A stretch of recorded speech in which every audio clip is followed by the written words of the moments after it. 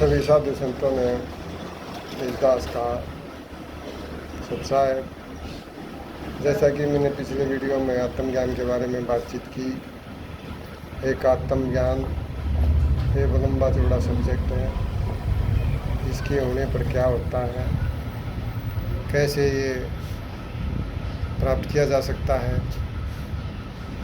इसके बारे में मैं ये वीडियो में बात करूँगा।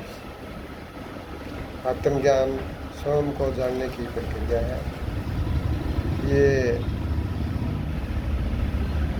पता होना कि मैं कौन हूँ, ये तो आप शास्त्र पढ़ के भी पता कर सकते हैं, परंतु आत्मज्ञान अनुभव का विषय है।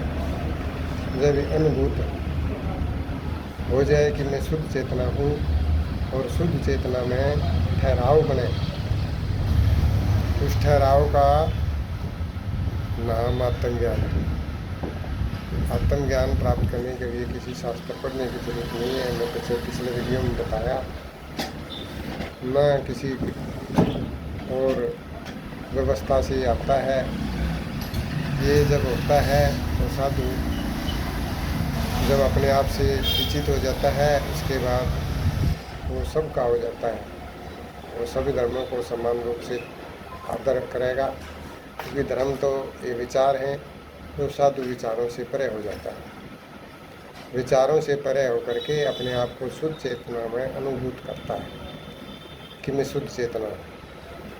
शुद्ध चेतना का नाम ही भगवान है। वो चेतना में जब ठहराव बनता है तो व्यक्ति वो चेतना उसको गाइड करने लग जाती है। वो जो सारे वो चेतना ही देती है फिर उसको, और वो साधु निर्भय हो जाता है, क्योंकि चेतना न तो कभी मरती है, न जन्मती है, न स्त्री नहीं है, न पुल्लिंग है।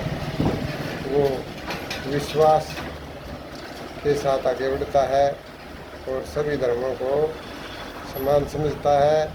सभी धर्म कर्म उसके छूट जाते हैं।